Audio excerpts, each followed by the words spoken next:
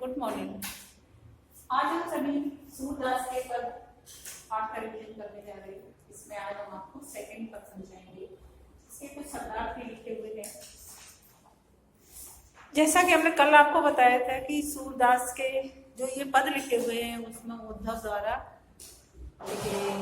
गोपियों को समझाने के लिए आया है। गोपियों को वो बहुत सारा उपदेश देते हैं, लेकिन गोपियों के कुछ भी समझ में नहीं आता है।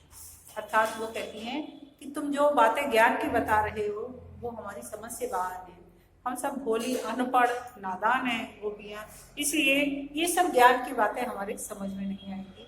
जो बहुत बड़ा ज्ञानी हो उसको जाकर के बताओ, वो भले तुम्हारी बातें समझ ले, हमारे सबके ये सब समझ में नहीं आती हैं। इसी के बारे में है ना सेकंड देख दिया गया है।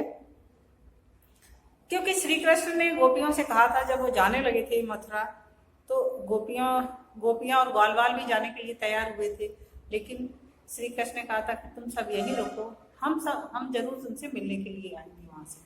लेकिन श्री कृष्ण नहीं आए, बल्कि उद्धव आ गए जब वो मिलने के लिए। और उद्धव उस योग संदेश को कहने लगे, ज्ञान बताने लगे, तो गोपियों के मन में और भी अधिक दुख हुआ कि श्री कृष्ण ने कहा था कि हम जरूर तुम्हारे पास एक बार मिलने के लिए आएंगे, तो वो खुद तो नहीं आए, बल्कि उद्धव को और ज्ञान का संदेश देकर के भेज दिया कि तुम्हें देखिए भूल जाना चाहिए, क्योंकि ये तो आत्मा है हर जगह, और एक बार सब मर करके परमात्मा में विलीन हो जाएंगे।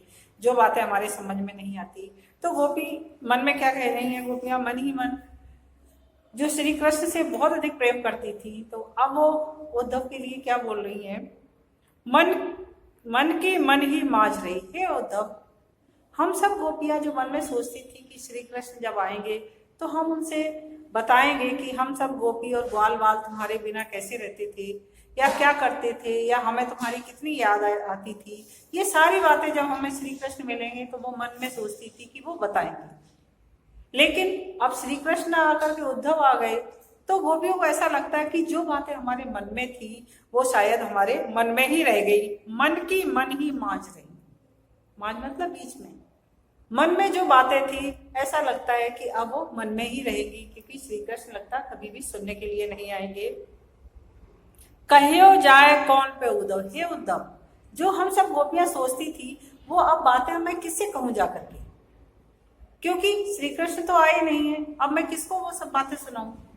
इसलिए ऐसा लगता है कि मन में जो था वो मन में ही रह गया है। हे उद्धव, अब हम अपने मन की व्यथा को या अपने मन की पीड़ा को किसको बताए जाकर के, ना ही परत कही। जो अनेक तरह की यादों की जो परत हमारे मन में जमी हुई थी वो अब हम किसको बताएंगे, क्योंकि श्री कृष्ण तो आए ही नहीं है। और ऐसा लगता है कि अब इन सब बातों को हम किससे कहेंगे। अवध आधार आस आवन की, तन मन बिथा सही। अवध जो समय उन्होंने दिया था कि जब वो कंस का वध कर देंगे तो फिर वो हम सबसे मिलने के लिए जरूर आएंगे। कंस का भी वध कर दिया उन्होंने, और इसके बाद वो शिक्षा भी प्राप्त कर ली, अब तो वो राजा भी बन गए हैं। तो एक देखिए जो सहारा था, आधार था हमारा कि श्री कृष्ण हमसे मिलने के लिए आएंगे, लगता तुम्हारे आने से हमारा वो आधार भी खत्म हो गया है। क्योंकि हो सकता है कि श्री कृष्ण ने इसीलिए तुम्हें भेजा हो कि जाकर के उनको समझा दो, जिससे कि उन्हें ना आना पड़े। अवधि, जो अवधि में समय, और आधार था जो हमारा तुमसे मिलने का, आस आवन की, जो आशा हमें लगी हुई थी कि श्री कृष्ण हमारे पास मिलने के लिए अवश्य आएंगे, तो लगता है कि वो आशा भी अब हमारी खत्म हो गई है। क्योंकि श्री कृष्ण जिस समय श्री कृष्ण को आना चाहिए था उस समय तुम्हें भेज दिया है। इसका मतलब श्री कृष्ण स्वयं चाहते हैं कि गोपियां हमें भूल जाए। तन मन बिथा सही, तन में और मन में जो हम सबने श्री कृष्ण के वियोग की व्यथा को सहन किया था वो लगता हमारे मन में ही रहेगी। व्यथा माने दुख या कष्ट, जो तन और मन में हमारे श्री कृष्ण से मिलने का दुख था वो लगता हमारे मन में ही रहेगा। अब तो श्री कृष्ण के आने का समय भी कब से हम सब गोपियां इंतजार कर रही, वो समय भी अब खत्म हो गया है।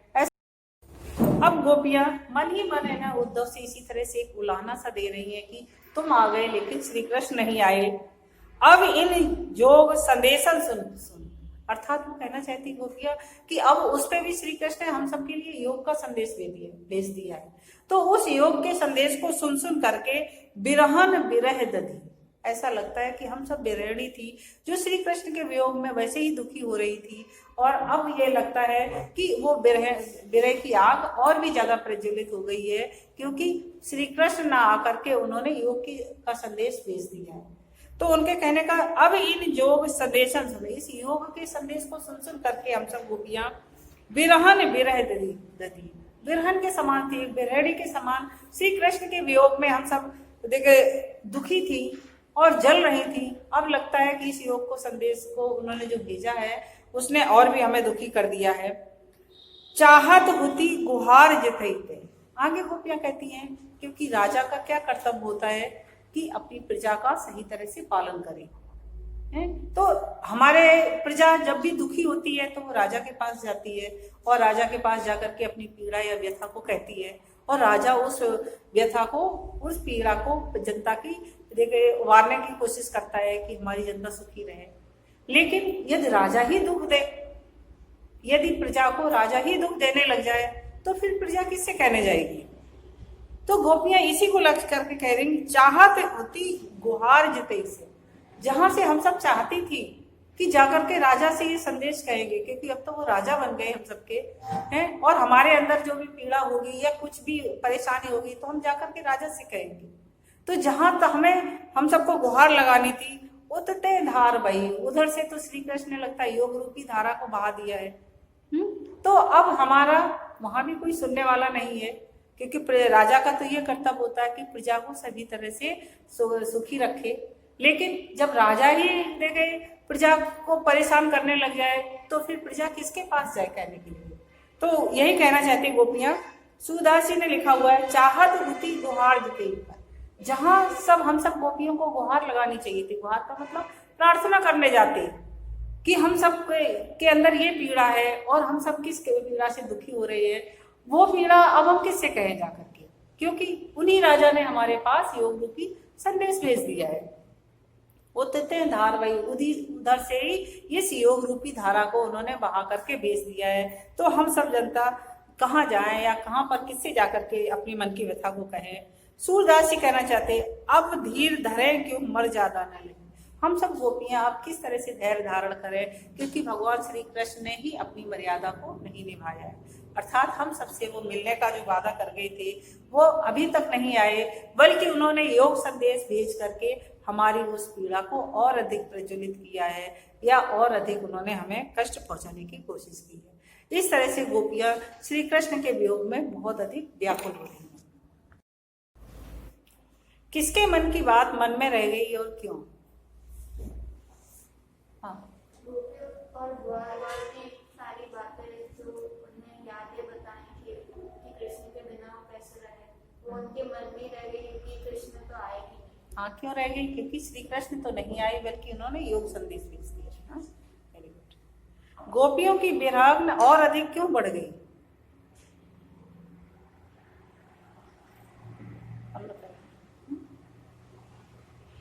क्योंकि वो वैसे भी श्री कृष्ण के वियोग में व्याकुल थी, और श्री कृष्ण के ना आकर के उस योग संदेश को सुन करके उनकी और भी अधिक विरह की अग्नि और भी ज्यादा प्रज्वलित होने लगी, क्योंकि वो और भी ज्यादा व्याकुल होने लगी श्री कृष्ण मिलने के लिए। नेक्स्ट क्वेश्चन दिया गया है, गोपियां धीरज धारण क्यों नहीं कर पा रही थी?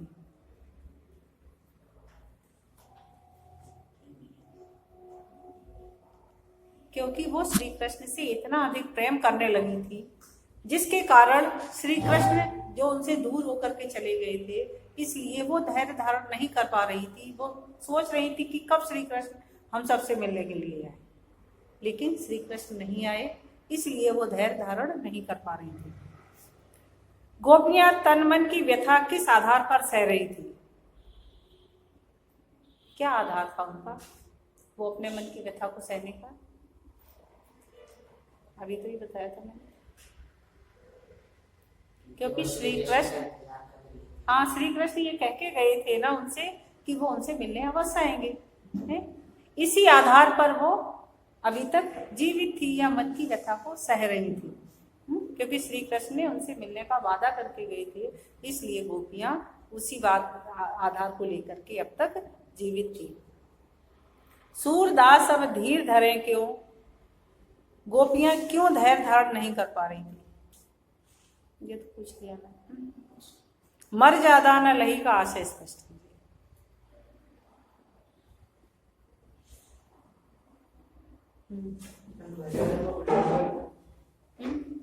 जब मर्यादा का उल्लंघन हो गया था कि श्री कृष्ण अभी तक नहीं आया और जो उद्धव को भेज दिया कि अब मैं नहीं आता, तो हाँ, क्योंकि श्री कृष्ण ने ना उन गोपियों के प्रेम को नहीं समझा और वो उनसे मिलने के लिए नहीं आए, तो उन्होंने अपनी मर्यादा को छोड़ दिया। क्योंकि गोपियां तो यही समझती थी कि जितना हम सब श्री कृष्ण से प्रेम करती हैं, शायद श्री कृष्ण भी हम सब से उतना ही प्रेम करते होंगे। गोपियां तो यही समझ रही थी, लेकिन श्री कृष्ण ने उस प्रेम की मर्यादा का उल्लंघन किया और वो उनसे मिलने भी नहीं आए। इसलिए मर्यादा न लही का आशय हुआ।